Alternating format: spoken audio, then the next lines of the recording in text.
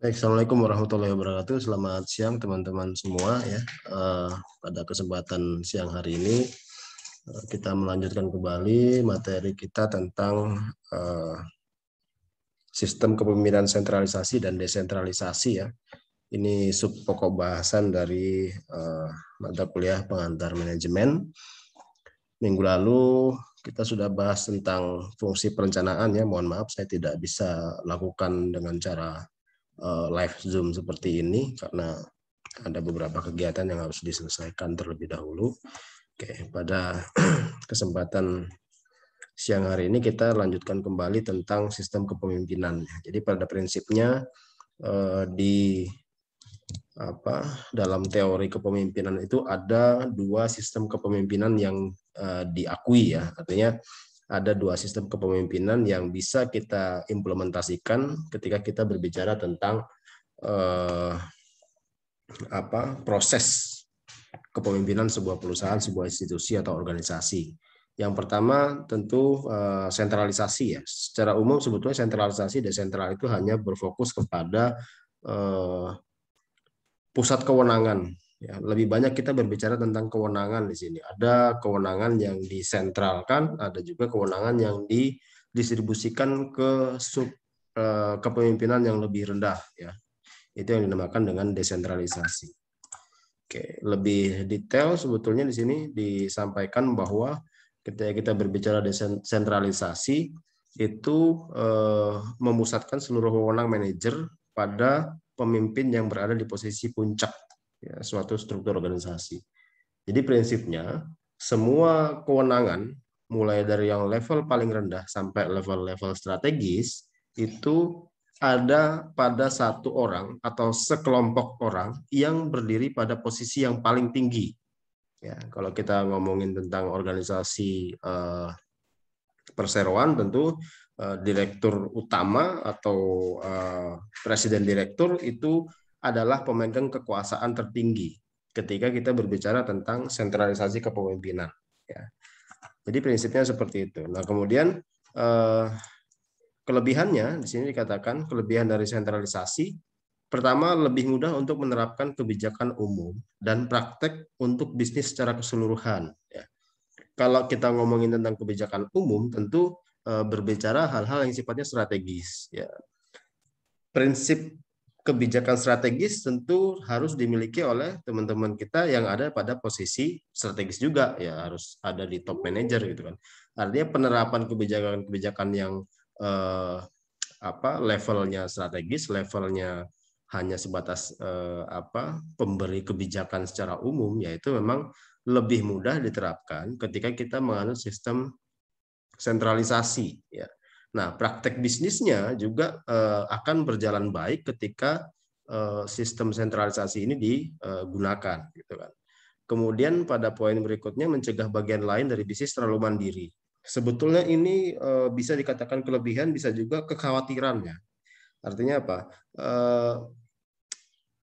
Kalau kita melihat pola bisnis di era sekarang itu sebetulnya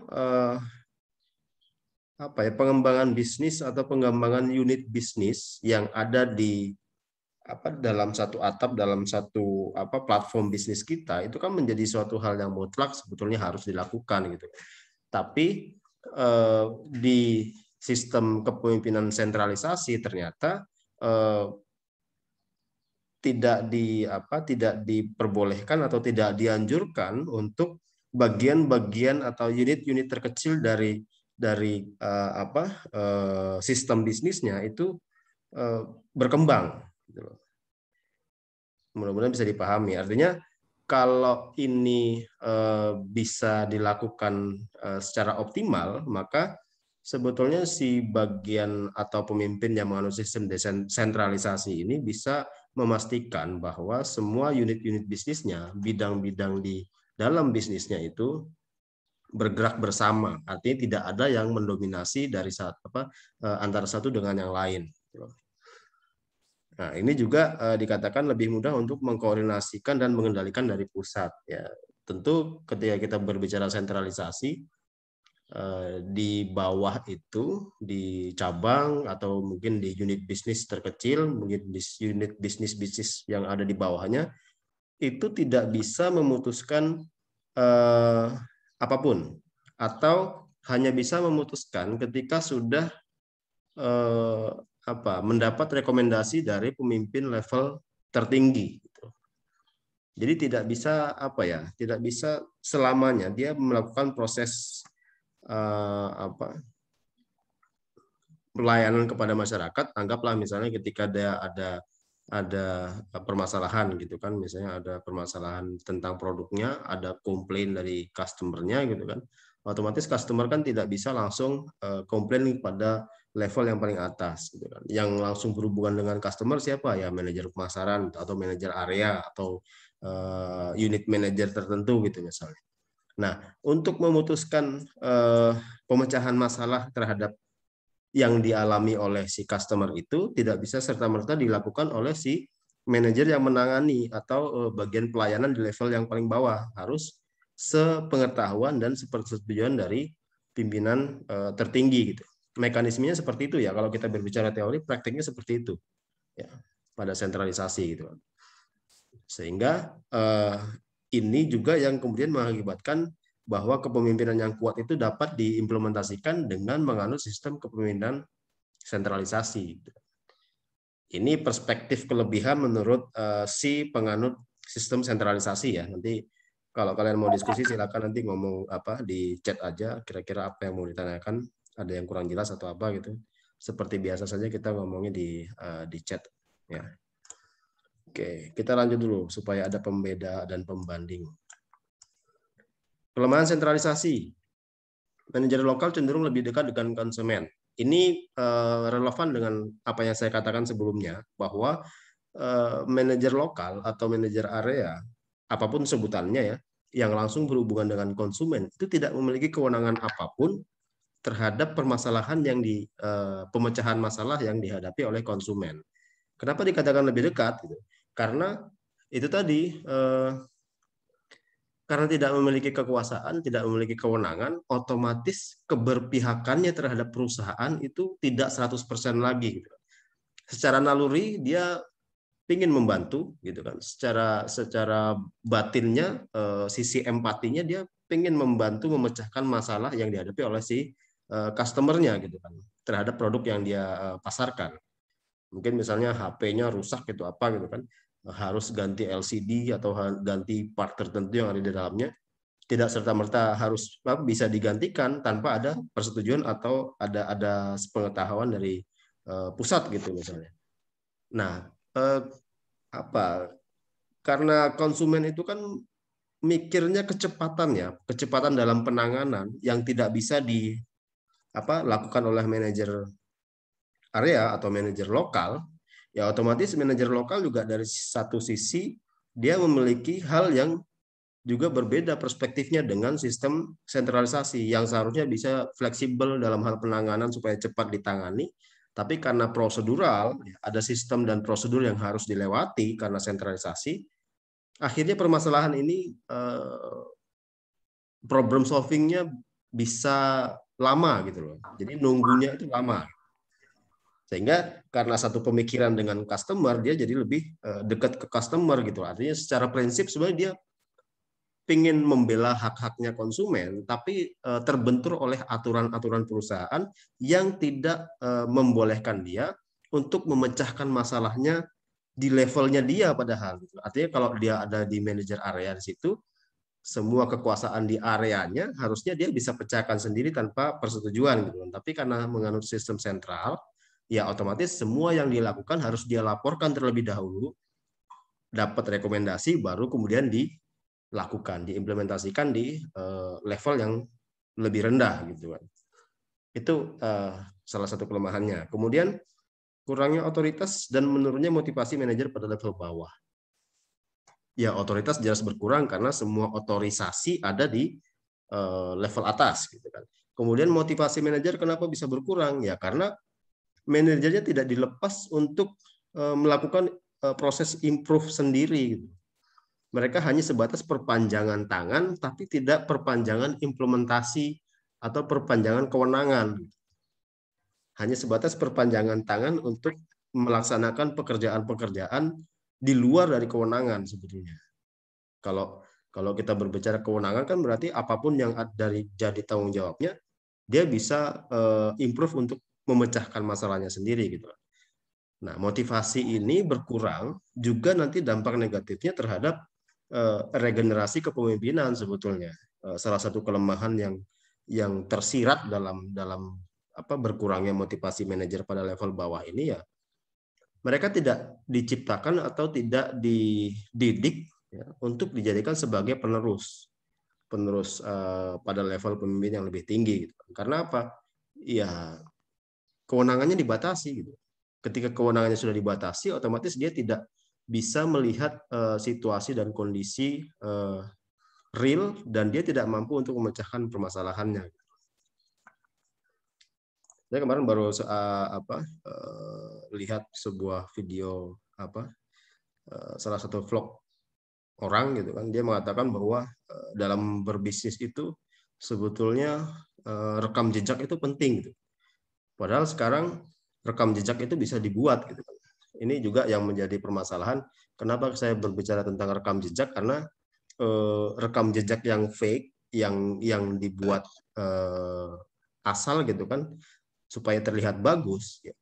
Dari perspektifnya customer mungkin dia bisa meng-create banyak customer gitu kan. Tapi dari sisi si produsennya atau si pebisnisnya, fake rekam jejak itu bisa mengakibatkan ketidakpahamannya dalam menyelesaikan permasalahan sebetulnya. Nah, relevan itu dengan berkurangnya motivasi manajer karena dia tidak ditempa dengan permasalahan, tapi hanya sebagai perpanjangan tangan dari kebijakan-kebijakan yang diterapkan oleh manajer pada level pusat. Nanti kalau teman-teman misalnya berbisnis di bidang tertentu misalnya, justru harus mengalami prosesnya terlebih dahulu, gitu, baru bisa kemudian memiliki pengalaman agar bisa mengajarin orang lain dan memecahkan masalah-masalah di kemudian hari yang timbulnya itu silih berganti, ada yang sama, ada juga yang jadi permasalahan baru gitu. Kalau misalnya berbicara tentang rekam jejak palsu atau fake rekam jejak begitu, ya bisa meng-create banyak customer, tapi proses ngulik masalah dan pemecahan masalahnya itu jadi tidak ditempa gitu. Justru kita bisa belajar untuk bangkit dari permasalahan-permasalahan yang tidak hanya kita hadapi, tapi juga kita selesaikan. Gitu. Kalau ada masalah kita hindari, ya tidak akan pernah bisa belajar. Gitu. Nah, manajer juga harus ditempa oleh permasalahan terlebih dahulu sebelum dia siap untuk memimpin pada areal yang cukup luas lagi. Gitu. Nah, salah satu upayanya ya dengan memberikan kewenangan. Kalau kewenangannya sudah di-cut, sudah dipotong, gitu kan, sudah dibatasi, ya otomatis ya udahlah, kerjakan aja lah apa yang diperintahkan gitu kan. Tidak ada improve untuk menyelesaikan permasalahan karena itu memang bukan tanggung jawabnya dia. Oke.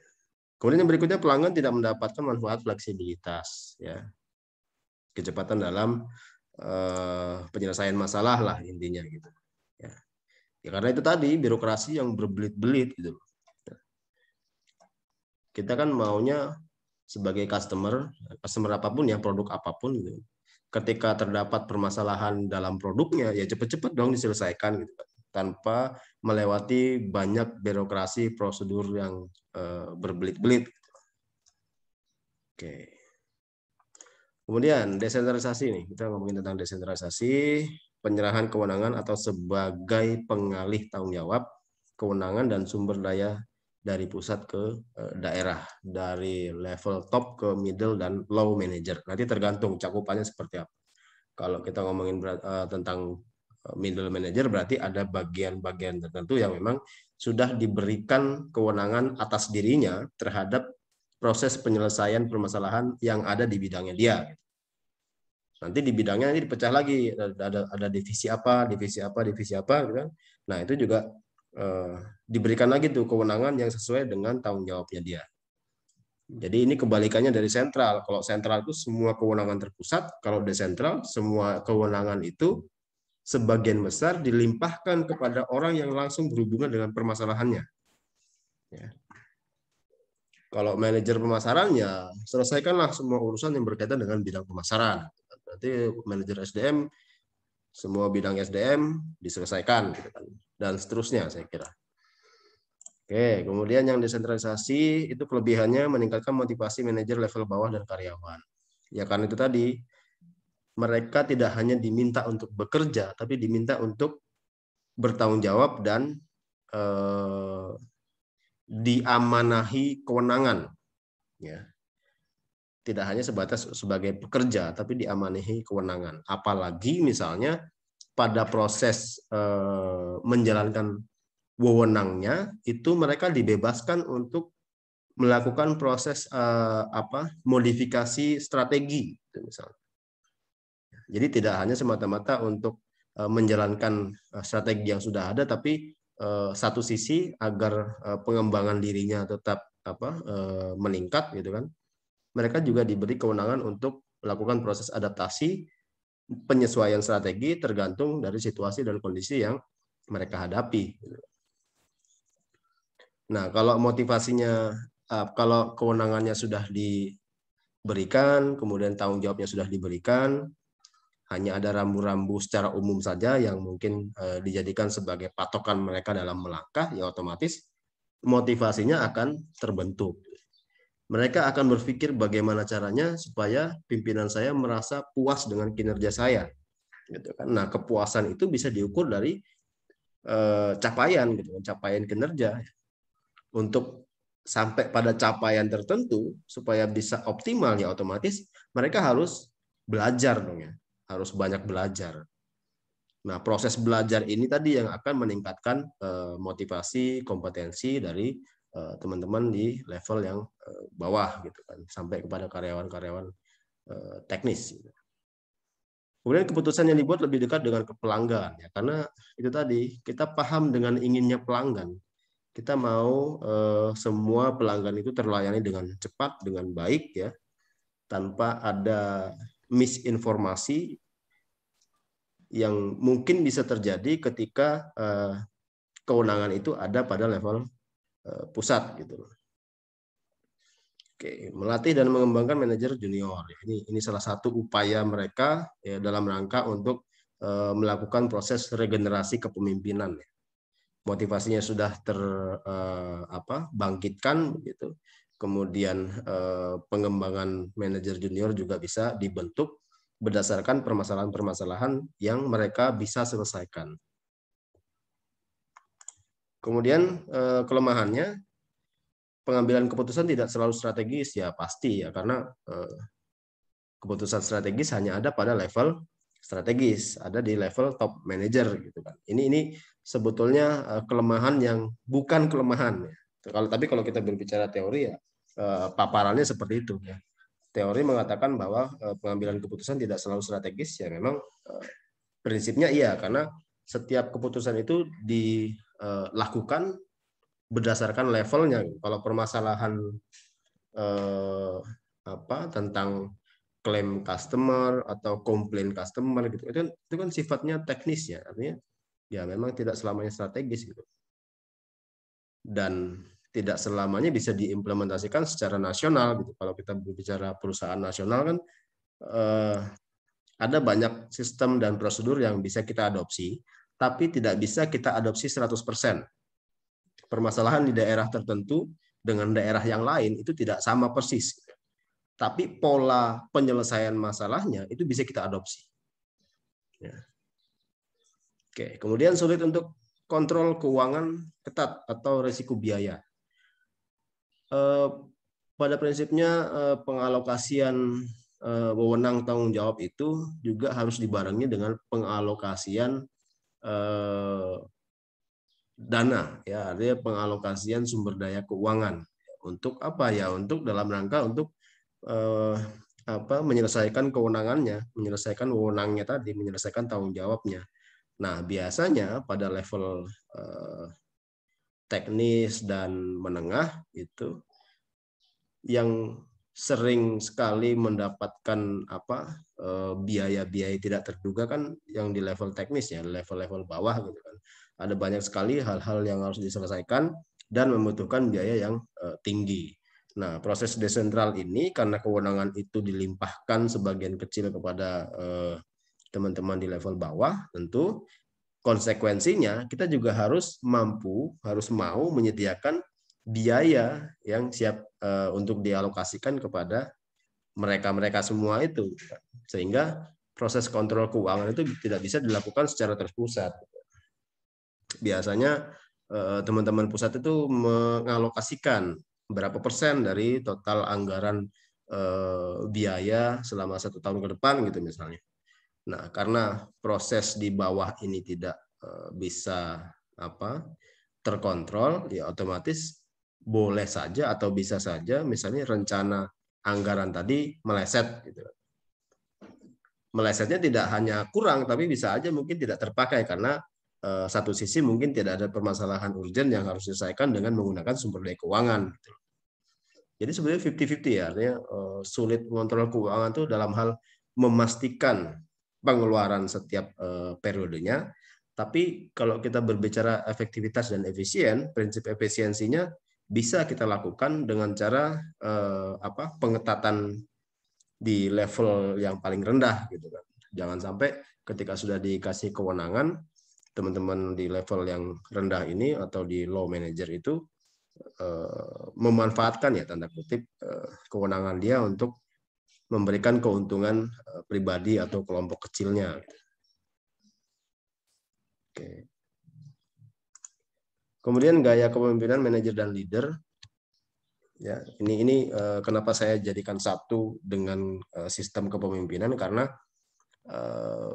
ada relevansinya antara sentralisasi dan desentral dengan gaya kepemimpinan yang dianut oleh perusahaan tersebut gitu.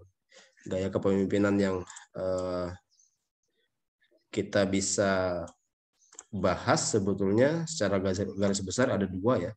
Itu ada manajer dan leader yang sebetulnya dari sisi ilmiahnya itu tidak bisa kita kita katakan bahwa manajer itu lebih baik daripada leader atau sebaliknya ya. Nanti ada juga konklusi terakhir ya saya mengatakan seperti itu. Artinya apa? Manajer atau leader itu hanya berbicara tentang sifat. Sama seperti waktu kita ngomongin tentang gaya kepemimpinan demokratis, otoriter, fair laser dan sebagainya. Itu hanya sebatas sifat atau perilaku dia dalam memimpin. Nah, manajer dan leader itu sebetulnya boleh kita asumsikan seperti itu. Ya. Meskipun secara formal sebetulnya nggak ada tuh leader, yang ada tuh manajer gitu kan, manajer apa gitu. Tapi gayanya, perilakunya dalam memimpin, apakah memang mencerminkan seorang manajer atau sebagai seorang leader. Nah, ini kita akan bahas nih perbedaannya apa sih di antara kedua itu. Nih, dikatakan kedua gaya kepemimpinan tidak menegaskan keberadaan yang lain, tidak berarti gaya manajer lebih baik dari gaya leader atau sebaliknya. Hanya pada arah mana fokus perhatian si pemimpin. Oke, nih. Pertama tentang fungsi ya, gaya manajer dengan leader itu. Kalau fungsi manajer itu dia berfokus pada tugas rutin yang berdimensi jangka pendek, melaksanakan tugas yang sudah disepakati dalam rapat. Sedangkan leader berpandangan jauh ke depan dan perencana jangka panjang. Dia bertindak sebagai perencana jangka panjang, visioner. Sementara kalau manajer, ya tidak salah ketika dia fokus terhadap rutinitas atau dimensi-dimensi jangka pendek, karena tujuan jangka panjang itu hanya dapat diselesaikan ketika kita menyelesaikan tujuan jangka pendeknya. Tapi satu sisi ada pemikiran yang lain. Ketika kita berasumsi sebagai seorang leader, otomatis pikiran-pikirannya itu difokuskan kepada tujuan-tujuan yang bersifat jangka panjang, sehingga apa yang dia lakukan saat ini adalah interpretasi dari tujuan jangka panjang yang ada di benak mereka, ya, sebagai perencana jangka panjang sebetulnya. Pelaksanaan tugas rutin, ya, seperti dalam rapat, ini kan hanya sebatas menyelesaikan tugas-tugas yang sudah disepakati di awal gitu. Ya, kemudian pada proses penempatan staf kita lihat ya. Di fungsi manajer kan ada staffing ya. Lebih mengedepankan persyaratan formal serta kepangkatan dan senioritas. Sedangkan leader itu mengedepankan pada kompetensi dan profesionalisme karyawan. Misalnya kalau dia lagi melakukan proses perencanaan kan akan dibarengi dengan proses organize ya. Ada staffingnya gitu kan, dia menempatkan orang-orangnya gitu. Nah, biasanya si manajer atau si gaya manajer ini dia lebih memilih melakukannya berdasarkan kepangkatan atau senioritas. Oh, si ini pangkatnya sudah tinggi nih. Boleh tuh dia dikasih tanggung jawab pada level yang juga tinggi gitu. Misalnya dia manajer area tertentu gitu. Atau senioritas, dia sudah tua, sudah banyak pengalaman apa segala macam gitu. Dia ditempatkan pada posisi yang lebih strategis gitu kan. Sementara kalau leader bukan masalah kepangkatan atau senioritasnya, ketika dia mampu, ketika dia melihat ada kompetensi yang dianggap mampu pada diri individu tertentu gitu kan, ya dia yang ditunjuk sebagai penanggung jawab area tertentu atau penanggung jawab bidang tertentu gitu. Meskipun dari sisi kepangkatan misalnya mereka cenderung rendah, tidak tergolong sebagai senior gitu kan. Tapi karena kompetensinya ada dan kompetensinya lebih bagus daripada karyawan yang lain, profesionalitas kerjanya juga bagus gitu kan, integritasnya juga terjamin gitu kan, dibandingkan yang lain yang misalnya malas-malesan gitu kan, kalau nggak diawasi mereka kabur, ya udah dipakai lah tuh ya, sebagai penanggung jawab di level-level tertentu gitu misalnya. Dan memang kalau kita ngelihat di sekitar kita saja lebih banyak yang bersifat sebagai manajer ya, artinya status kepangkatan dan senioritas itu menjadi hal utama yang dipertimbangkan sebelum dia menunjuk orang untuk ditempatkan di tempat tertentu, di posisi tertentu, di jabatan tertentu. Tidak bisa kita salahkan juga karena mereka pasti berpikir bahwa kepangkatan itu sebagai interpretasi dari kinerja yang selama ini sudah dia laksanakan. Senioritas dia berpikir bahwa ada pengalaman yang banyak yang mereka sudah kumpulkan begitu. Ya sah-sah saja gitu kan. Tapi kalau kita lihat kompetensi dan profesionalitas juga saya kira bukan hal yang salah gitu. Oke, kemudian yang berikutnya tentang pengisi jabatan. Seorang manajer akan mengisi jabatan kosong dengan siapa saja asal memenuhi persyaratan formal. Sedangkan leader hanya akan mengisi dengan seseorang kalau orang tersebut memiliki kompetensi untuk menjalankannya. Beda sekali ya, artinya sifat si manajer ini cenderung formal gitu loh. Persyaratan formalnya apa ya? Misalnya lama bekerja gitu kan. Ini kurang lebih sama dengan poin sebelumnya ya, lama bekerja, kemudian latar belakang pendidikannya harus S2 atau S3 gitu misalnya. Kemudian apa ya? Kalau di dosen itu ada namanya pangkat akademik, misalnya pangkat akademiknya harus profesor atau minimal harus lektor kepala gitu misalnya. Kalau di bawah itu dianggap tidak mampu. Sementara kalau leader kan dia ngomongnya tentang kompetensi ya, balik lagi ke kompetensi. Selama dianggap kompetensinya mampu atau dia kompeten dalam menjalankan tugas, ya kenapa enggak gitu. Memang pada beberapa institusi yang mengedepankan isu formalitas, isu formil, ya tentu tidak bisa serta-merta kemudian harus dilanggar gitu kan persyaratan formalnya gitu. Nah, kita sebagai seorang pemimpin harus bisa melakukan proses adaptasi di mana kita memimpin sebetulnya. Kalau kita berbicara tentang lembaga-lembaga pendidikan, tentu ada syarat formal yang harus kita tuntaskan gitu kan. Karena sebetulnya itu relevan dengan kompetensi gitu. Kita di dosen gitu misalnya, syarat formal itu akan bisa kita dapatkan ya kalau kita memang kompeten gitu. Jadi antara kompetensi dengan syarat kepangkatan formal itu ya itu sejalan gitu. Jadi kita bisa menyimpulkan Beda kalau misalnya kita ngomongin tentang perusahaan pada sektor swasta gitu kan, yang apa memang bergerak pada di luar bidang akademisi gitu. Ya, tentu masalah kompetensi ini bisa saja dikedepankan ya, selain dari persyaratan formal. Oke. Kemudian manajer beranggapan bahwa bawahan adalah orang yang harus diberi perintah. Sedangkan leader memberikan penjelasan mengapa sebuah pekerjaan harus dilakukan. Ini relevan dengan sentral dan desentralisasi kepemimpinannya. Kalau kita ngomongin tentang sentralisasi, ya si manajer-manajer yang ada di bawah kita itu adalah sebagai pelaksana perintah gitu kan. Jadi kita harus memberikan dia perintah, perintah bekerja, perintah untuk melaksanakan sesuatu, penyelesaian masalah dan sebagainya itu.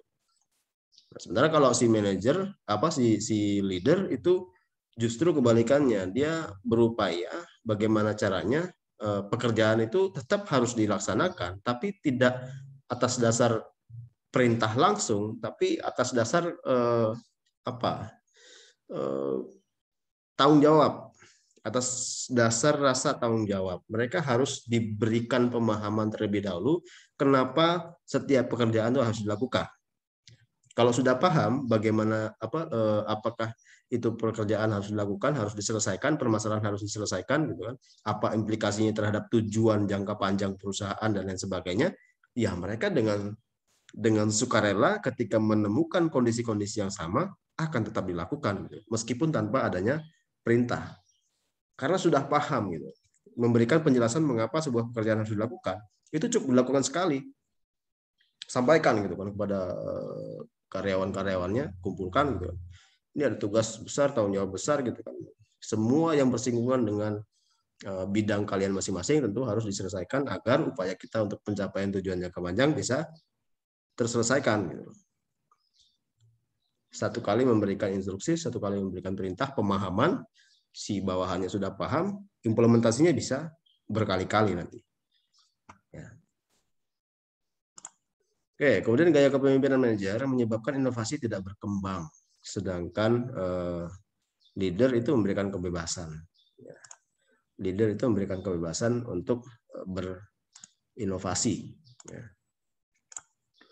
Ya, ini kurang lebih sama ya tadi tentang motivasi yang tidak berkembang, kemudian kompetensi yang tidak berkembang karena keterbatasan kewenangan ya. Ya, saya kira ini kurang lebih ya. Oke, kemudian dari sisi perilaku kita lihat. Ya, perbedaan perilaku antara si manajer dengan si leader.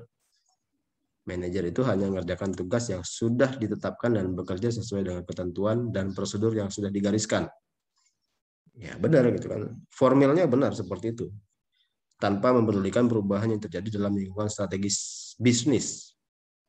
Mulai salah karena mereka berpikir karena tidak mau keluar dari zona yang nyaman. Ya, ketika kita melihat ada perubahan situasi kondisi di luar, si manajer itu hanya tetap berperilaku sebagai orang yang pelaksana tugas, ya, mengerjakan tugas yang sudah ditetapkan, gitu kan. Tidak ada proses improvisasi penyelesaian tugas ketika kondisi di luar itu sudah mulai berubah. Kalau dulu misalnya teman-teman surat kabar ya, koran gitu, ya udah pokoknya cari berita, buat berita semenarik mungkin, ada headline-nya, ada produk-produk tertentu, misalnya ada iklan media tertentu gitu misalnya, kemudian cetak gitu kan, cetak sebaik mungkin kemudian disebarkan. Udah pokoknya selesai di situ, cari berita, publikasikan gitu kan, cetak besok paginya didistribusikan ke loper-loper koran gitu. Terus rutinitasnya seperti itu terus. Tapi kalau orang yang paham peka terhadap perubahan situasi, tentu dia harus keluar dari zonanya, zona nyamannya dia. Gitu. Caranya gimana ya? Sekarang orang lebih senang untuk baca informasi dari media sosial, gitu kan, dari internet. Kalau dia tidak mampu menyesuaikan dengan situasi dan kondisi sekarang, ya otomatis akan tertinggal gitu. Akhirnya yang sekarang bertahan ya hanya teman-teman surat kabar yang menyediakan platform digital, tidak hanya media cetak saja, bahkan cetak itu sudah jadi yang kedua gitu kan. Yang sekarang dilirik adalah platform digital, bagaimana caranya supaya mereka memberikan akses yang mudah kepada customer dalam melihat informasi yang mereka hasilkan setiap hari. Saya nggak tahu yang di Brau ini, beroperasi di Brau, surat kabar itu apakah sudah ada platform digitalnya atau enggak, karena saya termasuk orang yang tidak gemar membaca koran terutama. Tapi kalau memang iya, itu sangat bagus gitu kan, apalagi dibarengi dengan proses promosi. Ya. Tapi kalau tidak, saya kira kita tinggal tunggu waktunya saja. Apakah dia punya terobosan lain misalnya, atau ya sudah. Gitu kan. Semakin lama produknya semakin tidak dikenal oleh masyarakat. Ya. Jarang sekali lah kita melihat bapak pagi-pagi sambil sarungan minum kopi, baca koran gitu kan. Kayaknya sudah nggak ada, sudah mulai jarang lah. Kalaupun ada, jumlahnya sudah terbatas. Yang ada sekarang bangun pagi udah lihat HP, gitu. Cari berita apa tinggal browsing. Ya. Oke, kemudian leader ingin berbuat sesuatu melebihi dari harapan yang ditetapkan, mencari terobosan untuk melebihi ekspektasi. Lingkungan bisnis yang selalu dinamis memerlukan sebuah adaptasi, gitu. Ya, proses adaptasi ini ya, isu utamanya ya tentu teknologi ya. Isu utama di dunia bisnis sekarang tentu teknologi, kemudian strategi yang juga mengadopsi teknologi. Sekali lagi saya katakan teknologi tidak bisa ditinggalkan. Gitu kan. Saya termasuk yang telat dalam mengadaptasi teknologi, tapi ya lebih baik telat daripada tidak kita lakukan. Gitu kan. Lebih baik telat sedikit, tapi kita masih bisa ngikutin dari belakang. Setidaknya orang lari kita bisa jalan. Mereka sudah finish duluan, tapi kita masih bisa jalan untuk mencapai garis finish. Daripada kita tidak jalan, gitu. Daripada kita duduk. Kalau duduk kan tidak ada pergerakan, tapi kalau jalan masih bisa. Oke. Oke, kemudian minat ya. Manajer pada tugasnya lebih fokus pada kondisi internal perusahaan. Selesaiin masalah jangka pendek, cenderung menghindari konflik. Manajer hanya tertuju pada ketertiban organisasi dalam pelaksanaan segala sesuatu yang berdasarkan sistem dan prosedur yang baku. Ya. Ini kata kuncinya nih, menghindari konflik. Ya.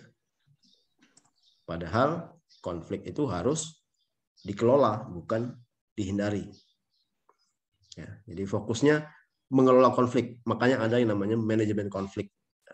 Sering tuh saya bilang, manajemen konflik. Konflik tidak bisa dihindari. Justru konflik itu harus ada pada level yang moderat agar kinerja perusahaan itu bisa baik. Ya.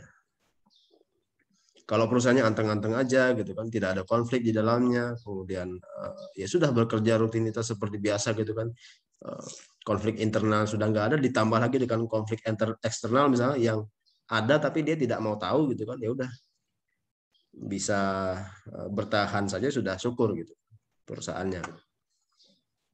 Justru konflik itu harus kita adakan kalaupun tidak ada gitu kan.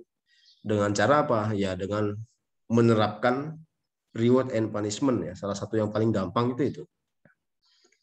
Teman-teman karyawan itu ketika dipancing dengan reward, ya, otomatis dia akan punya gairah meningkatkan kinerjanya. Kemudian ketika dipancing juga dengan punishment, tentu yang malas-malas tadi itu bisa bergerak ya, bekerja kembali, meningkatkan motivasinya, setidaknya hanya untuk menghindari punishment. Ya, nanti mungkin tujuan yang muluknya gitu, misalnya kinerjanya meningkat, peningkatan terhadap produktivitas perusahaan sampai implikasinya kepada laba dan lain sebagainya. Itu udah jangka udah tujuan yang strategis saya kira. Tapi untuk mengelola konflik ini juga harus dipancing dengan itu tadi, memberikan reward and punishment. Saya pernah cerita rasanya Pak Dahlan Iskan itu termasuk yang salah satu figur yang saya suka ketika dia menerapkan reward and punishment di beberapa perusahaan yang dia sempat pimpin pada saat itu. ya, di PLN, kemudian di Jawa Pos kalau nggak salah. Ya. Nanti kalian cari sendirilah kira-kira apa yang dia lakukan terhadap karyawannya agar tercipta motivasi untuk bekerja lebih dan lebih. Oke, sekarang leader itu melihat peraturan sebagai alat pengatur kebebasan, sehingga leader berani membengkokkan aturan demi pencapaian tujuan organisasi. Toleransi terhadap kesalahan yang tinggi dan mengajak karyawan untuk belajar dari kesalahan. Karakter seorang leader adalah pengelola konflik yang baik untuk pencapaian tujuan. Ini yang saya bilang ilustrasinya seperti kita hidup beragama ya. Saya pernah sampaikan juga rasanya bahwa seorang leader itu dituntut untuk bisa mengelola kebebasannya. Sebetulnya dia secara formal tidak dibebaskan, tapi karena jiwanya seorang leader, otomatis kebebasan itu mutlak harus dia miliki. Kebebasan yang bersyarat ya, kebebasan bersyarat itu dalam artian itu tadi tidak semua dia langgar, tapi ada beberapa hal yang tidak diatur tapi secara umum tidak melanggar, ya dia tetap akan lakukan. Gitu. Ya kayak kita beragama lah, misalnya tidak melakukan sesuatu yang larang, itu kan sudah kebebasan batasan yang paling rendah yang bisa kita toleransi gitu. Misalnya dilarang untuk berbuat apa gitu, ya udah jangan dilakukan. Tapi kalau tidak ada aturan untuk melaksanakan ini apa segala macam, selama tidak ada larangannya ya lakukan aja. Ya. Oke, kemudian yang berikutnya tentang perbedaan dalam melihat kekuasaan.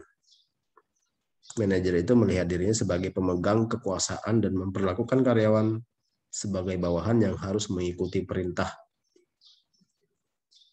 Kekuasaan digunakan sebagai alat kontrol, tidak menyukai perubahan dan fokus pada menjaga stabilitas. Kurang lebih sama ya tadi. Jadi kekuasaannya itu merupakan hal mutlak yang dia miliki, yang bisa digunakan sewaktu-waktu sebagai alat pengendali internal sebetulnya. Ya. Alat pengendali internal perusahaan agar di internal perusahaan itu tetap baik-baik saja. Gitu kan. Dia tidak mau ngelirik keluar, gitu. Bahwa di luar mungkin gelombangnya sudah tinggi, kompetitornya sudah banyak, gitu kan. Ya, dia tidak terlalu fokus ke situ. Yang penting di dalam ini stabil. Sementara kestabilan itu justru dipengaruhi oleh faktor-faktor di eksternal. Ketika kita tidak mampu counter permasalahan yang bisa saja timbul dari eksternal, ya otomatis di dalam itu tidak akan mampu bertahan lama. Leader menempatkan sumber kekuasaannya bukan pada jabatan, ya, tapi pada keahlian dan intelektualitas yang dimiliki. Perubahan merupakan keharusan kalau lingkungan sudah tidak sesuai lagi. Ya. Yaitu dia harus mampu untuk melakukan proses adaptasi terhadap situasi. Ya. Ya, apalagi di era sekarang saya kira situasinya sangat cepat berubah.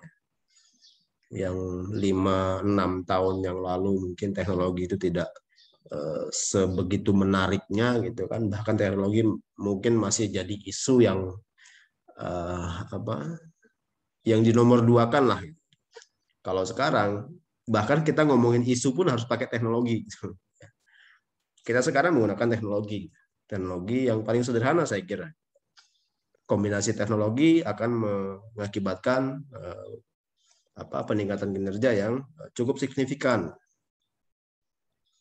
Bayangkan kalau tidak ada campur tangan teknologi di era pandemi seperti sekarang ini, saya kira kebodohan jadi luar biasa itu. Kebodohan jadi merajalela. Bahkan sekarang saja kalau kita bisa bilang ya, ada beberapa hal yang tidak bisa kita ajarkan melalui proses tatap muka layar seperti ini, tatap layar. Harus tatap muka langsung. Ngomongin tentang etika, tata krama, sopan santun, adat istiadat dan sebagainya, itu kan nggak bisa dengan hanya menatap layar, mendengarkan dosen ngoceh dan sebagainya. Harus ketemu dan harus diimplementasikan. Sehingga banyak teman-teman dosen yang ngeluh kayaknya moral etika kita mahasiswa gitu kan sudah mulai tergerus karena itu tadi ada hal yang kurang yang tidak bisa kita implementasikan ketika kita hanya menatap layar. Sehingga sampai sekarang juga masih tetap kita upayakan untuk bisa dilakukan proses tatap muka supaya itu tadi ya ada hal-hal yang tidak bisa kita jangkau ketika kita menggunakan layar seperti ini. Oke, kemudian yang berikutnya terhadap pola pikir. Manajer lebih fokus pada tugas analisa dan mencari sebuah solusi yang terbaik. Kemudian perhatian hanya pada sebuah keputusan dari segi benar dan salah. Tidak bisa mentolerir wilayah abu-abu. Jadi kalau belum jelas itu benar atau salah, mereka tidak mau tahu dan tidak diakomodir gitu. Hanya ada satu jawaban benar atau solusi dari sebuah permasalahan. Sedangkan leader kita lihat perbedaannya lebih menekankan pada aspek intuisi dalam menghadapi pekerjaan sebagai pemimpin. Intuisi yang dihasilkan dari proses analisa ya, bukan intuisi yang dihasilkan dari proses mimpi. Teman-teman banyak yang salah kaprah dalam memahami intuisi. Intuisi secara ilmiah sebetulnya adalah hasil pemikiran-pemikiran hasil dari analisa yang mendalam terhadap situasi dan kondisi. Kalau kita tidak bisa atau tidak memiliki riwayat perjalanan yang sama dengan apa yang ingin kita selesaikan, setidaknya kita belajar dari pengalaman orang lain. Ya. Itu dikatakan siapa kemarin ada yang bilang bahwa ngerokok itu dilarang, bahkan banyak sekali ibu-ibu atau istri-istri yang melarang suaminya atau anaknya ngerokok gitu kan. Padahal dia sendiri nggak pernah ngerokok, dia tidak tahu bagaimana apa dasar dia untuk melarang. Nah itu kan salah satu contoh kasus bahwa segala sesuatu itu tidak hanya bisa kita pelajari dari apa yang sudah kita alami, tapi pengalaman dan persetujuan orang terhadap situasi atau hal yang sama itu bisa kita jadikan sebagai rujukan kita dalam bertindak. Ya nggak perlu nyemplung dulu harus baru bisa menyelesaikan atau baru bisa memberi saran. Tidak perlu jadi perokok aktif dulu baru bisa memberikan saran masukan terhadap teman-teman yang mungkin punya adiktif terhadap zat rokok gitu misalnya dan lain sebagainya. Oke, kemudian yang berikutnya nih contoh ini guyon ya, dagelan.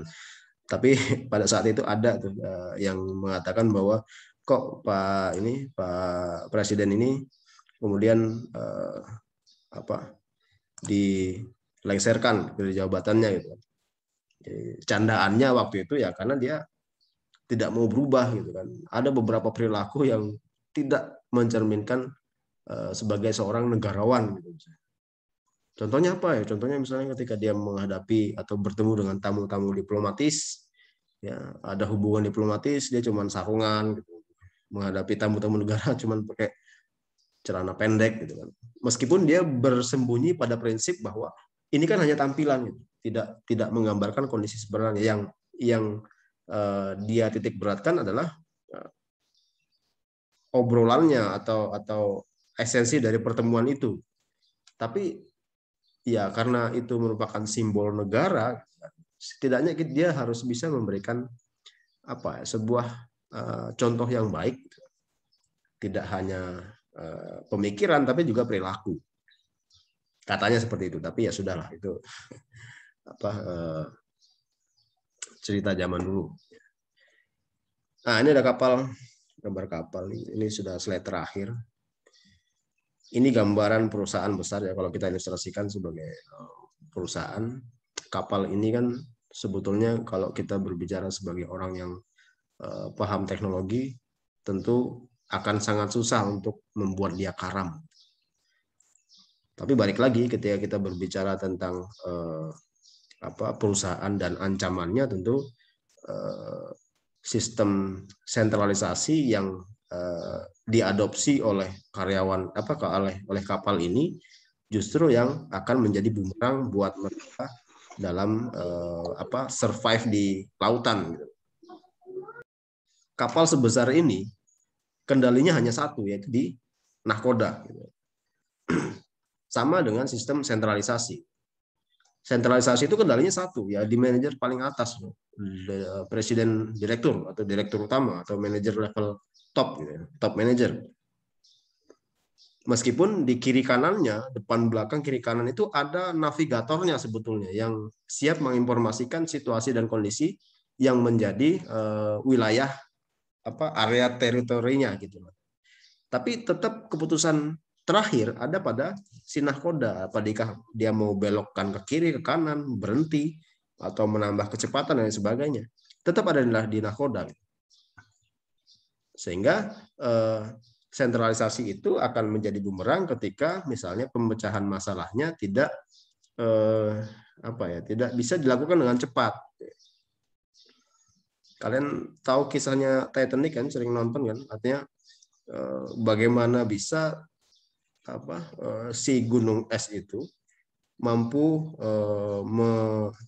menenggelamkan kapal yang sedemikian besarnya gitu. Ya karena itu tadi, karena keputusan untuk pemecahan masalahnya ada di satu orang, ya. Orang-orang yang lain yang ada di sekitarnya itu hanya sebagai pemberi informasi terbatas, gitu kan. Balik lagi itu tadi, karena keterlambatan, tidak fleksibel dalam memutuskan sesuatu, ya akhirnya ketika diputuskan sudah dalam kondisi yang telat. Gitu.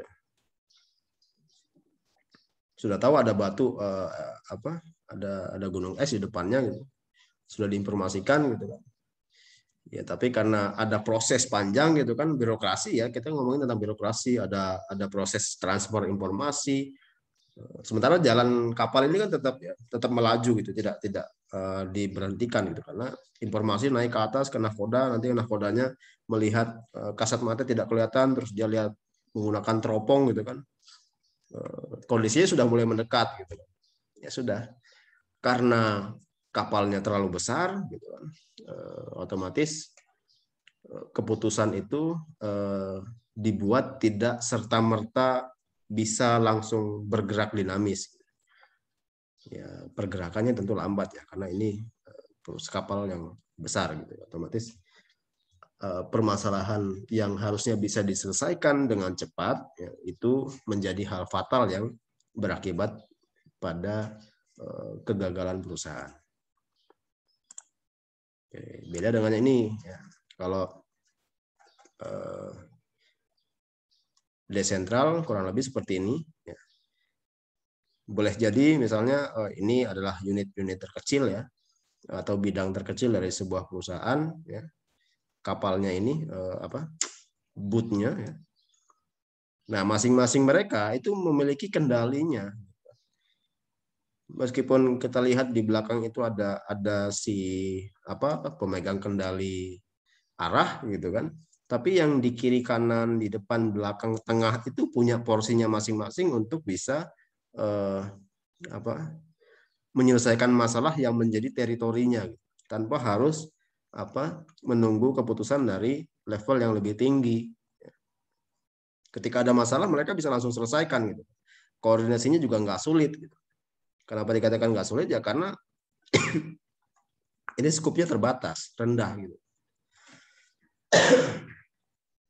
Nah, kemudian yang berikutnya tentu ketika kita bandingkan, ya, permasalahannya dengan yang dihadapi oleh kapal Titanic tadi, yang ini justru menghadapi permasalahan yang mungkin jauh lebih besar gitu kan. Ketika dibandingkan dengan ukuran kapalnya, dia harus menghadapi jeram yang sedemikian hebat gitu kan, belum lagi kiri kanannya ada batu. Ini kalau kebanting jatuh itu luar biasa tuh sakitnya, ya kan. Tapi karena dia bisa improve, dia paham situasi dan kondisinya, kan dia mampu bisa menyelesaikan tanpa harus koordinasi dengan level yang lebih tinggi. Ini kan semua setara nih. semua punya kendali pada level yang sama. Ya udah, mereka ini yang akhirnya menjadi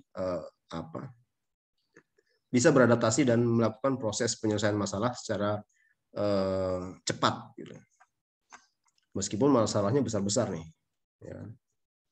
Nah, seorang leader itu bisa menggambarkan seperti ini. Artinya pemecahan masalah itu harus bisa didistribusikan.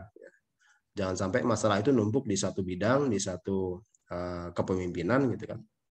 Karena itu tadi tidak semua masalah itu bisa diselesaikan pada level yang lebih tinggi gitu kan.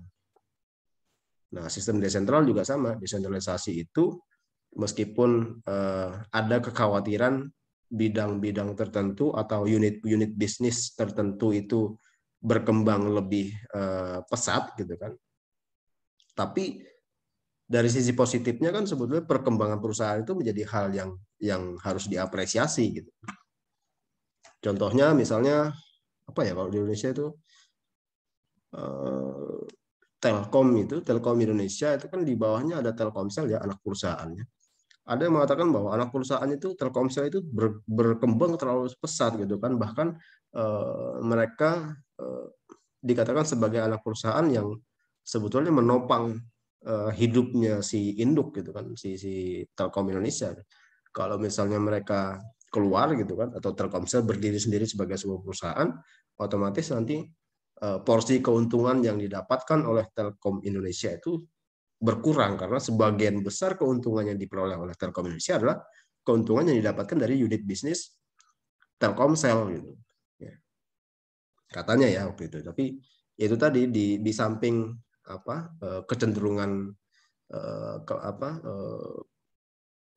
anak usaha atau anak bisnisnya yang kemudian bisa berkembang pesat, ya tentu ini menjadi hal yang positif karena kontribusinya terhadap keuntungan perusahaan juga bisa kita nikmati. Oke, selesai. Ini slide terakhir. Ada pertanyaan atau tidak? Silakan. Saya kasih kesempatan, kita sampai jam 2 deh. Oh, ini ada satu, sorry.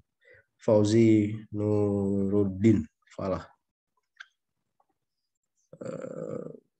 NIM-nya 1261052. Pertanyaannya, haruskah sentralisasi menjadi pilihan dalam tata kelola organisasi? Ya, tidak diharuskan. Justru orang yang berpandangan fleksibilitas itu menjadi hal utama, ya tentu desentralisasi menjadi pilihan yang lebih baik ya, bukan pilihan tepat, tapi lebih baik daripada sentral ya. Tapi kalau kita misalnya berbicara ini nanti relevan ya. Kemarin kita berbicara gaya kepemimpinan demokratis, bebas tindak, ada otoriter ya. Otoriter itu nanti cenderung sistem kepemimpinannya sentralisasi gitu kan. Biasanya bergaya sebagai manajer. Kalau kita ngomongin desentral, tentu nanti ada banyak sekali gaya kepemimpinan yang bisa masuk. Gaya kepemimpinan demokratis, ada bebas tindak, ya. Kemudian sifat memimpinnya biasanya cenderung sebagai seorang leader ya. Tapi ini pilihan, tergantung situasi dan kondisi. Tadi saya bilang kalau misalnya kita maunya cepat ya, proses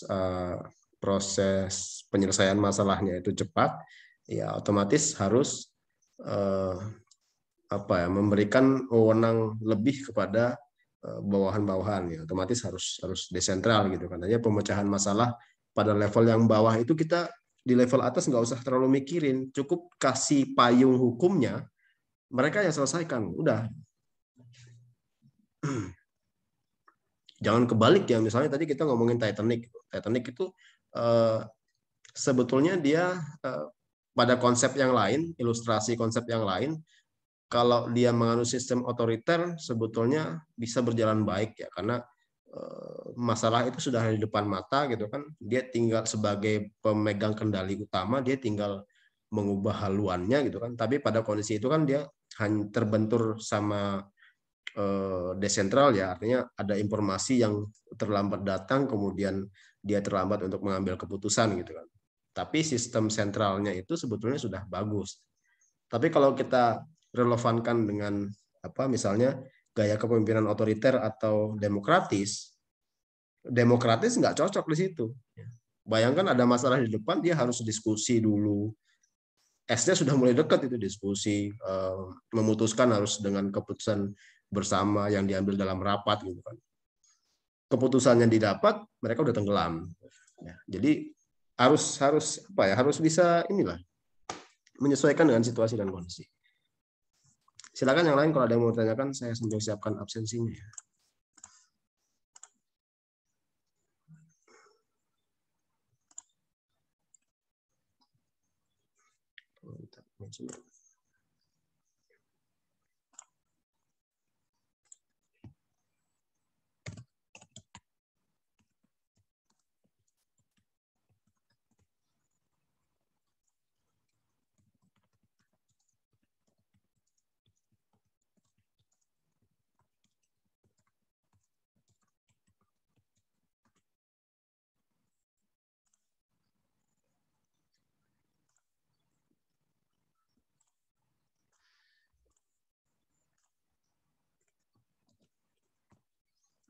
Itu absen untuk kelas A. Silakan.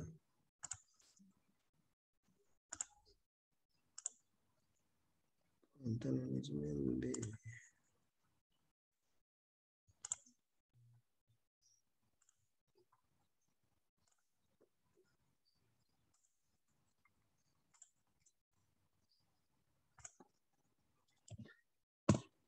Itu yang kelas B, silakan. Manajemen B. Kelas C lagi.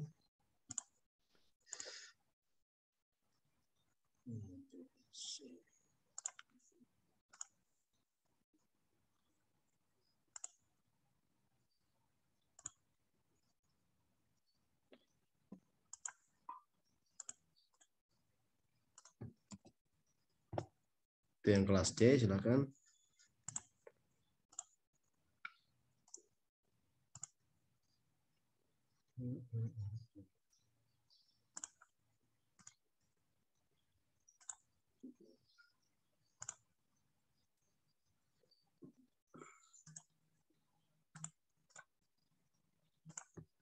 Itu yang bisnis digital.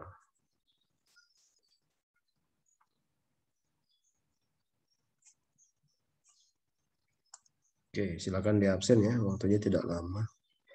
Sambil saya jawab, ini ada pertanyaan yang masuk dari saudari Jakia. Saudara atau saudari ini, saudari. Apakah sentralisasi dan desentralisasi saling berhubungan? Tidak. Ya, pada apa konsep yang sederhana dia tidak berhubungan karena dia sistem kepemimpinannya ya pilih salah satu atau kombinasi. Kombinasi pun tidak bisa semuanya diterapkan. Setiap perilaku kalian itu setiap perilaku kepemimpinan akan menggambarkan apakah dia sentral atau desentral. Ya, gitu. Jadi ini milih sebetulnya. Sama dengan otoriter demokratis ya. Kalau kita ngomongin tentang gaya itu kan bukan pilihan sebetulnya. Tapi kita sebagai seorang pemimpin bisa improve, bisa hari ini otoriter, bisa aja besok dia demokratis, ya. Bisa aja nanti bebas tindak. Sama dengan sentralisasi dan desentral. Tapi biasanya sudah ditentukan di awal, artinya biasanya perusahaan itu mengadopsi kombinasi ya. Ada beberapa hal yang itu harus dilakukan keputusannya di sentral, ada juga kewenangan yang memang boleh diputuskan pada level-level yang lebih rendah. Misalnya jika seorang wirausahawan menjadi manajer sekaligus leader di perusahaan bisnis miliknya sendiri, apakah bisa? Ya bisa dong. Ya. Manajer dan leader itu kan sifat ya. Kita tidak berbicara bahasa makna baku dari manajer, tapi sifat. Bagaimana cara dia memimpin itu akan menggambarkan karakteristik dia sebagai seorang manajer atau seorang leader. Yang sudah saya jelaskan tadi, ciri-cirinya seperti apa gitu kan. Nah, mungkin teman-teman yang sudah kerja boleh tuh nanti menilai pimpinannya gitu. Wah, ini pimpinanku nih kayaknya manajer deh. Dia selalu memberikan perintah ini itu segala macam tanpa dia mau menjelaskan kenapa gitu. Atau apa sifat yang lain misalnya dari seorang manajer yang bisa kalian simpulkan. Oh, dia ngajarin gitu, dia ngayomi, dia membebaskan kita untuk melakukan proses improvisasi. Yang penting tujuan awalnya tercapai gitu. Udah itu pasti dia seorang leader. Prinsipnya seorang leader seperti itu. Atau kalian sebagai seorang pemimpin ya implementasikan yang bagus seperti apa. Apakah bertindak sebagai leader atau sebagai manajer. Gitu ya. Kemudian apakah dimasukkan di YouTube? Akan dimasukkan. Saya record ini, tapi saya live kan tadi ternyata nggak bisa, nggak tahu apakah Zoom saya yang bermasalah atau enggak. Karena terakhir saya pakai untuk live streamingnya apa ya, yang acara sama bareng sama Bu Surti itu bisa, ini nggak bisa. Atau mungkin saya yang telat bayar. Yang jelas ini saya record, nanti akan saya masukkan di YouTube ya namanya. Tetap bisa dijadikan sebagai media kalian untuk mereview kembali. Ada lagi yang mau tanyakan silakan. Masih 2 menit. Kita nggak usah lama-lama, 1 jam cukup.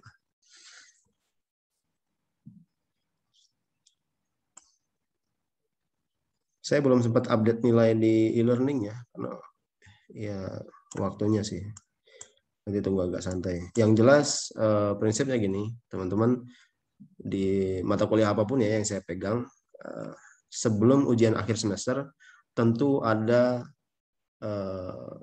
penyelesaian terhadap nilai sementara yang didapat. Jadi kalian bisa ukur diri kalian sendiri kira-kira ujian akhir semester itu akan seperti apa jalan ceritanya nanti. Misalnya nanti sudah tugas semua sudah saya kolektifkan, kemudian UTS sudah gitu kan, angka partisipasi juga sudah saya masukkan semua. Nah, sebelum ujian akhir semester kalian boleh tuh cek nilainya berapa. Kalau misalnya nilainya sudah di ambang kategori C, C plus gitu misalnya, ya mungkin upaya belajarnya untuk mencapai A itu tidak sekencang ketika misalnya nilai sementara yang didapat mungkin baru D gitu kan, atau masih kurang ya. Sebelum ujian akhir semester insya Allah sudah saya masukkan semua kecuali ujian akhir semester karena itu bobotnya yang paling tinggi ya.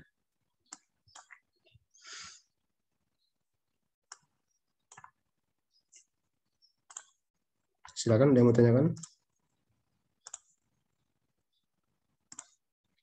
Oke.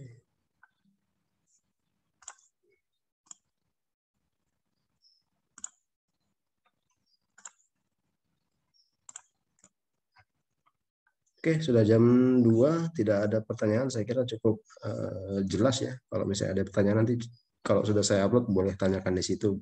Nggak apa-apa, karena di akhir semester juga saya akan mereview kolom chatnya, siapa tahu ada pertanyaan. Saya bisa jawab di situ juga, atau bisa saya jawab di grup WhatsApp gitu nanti.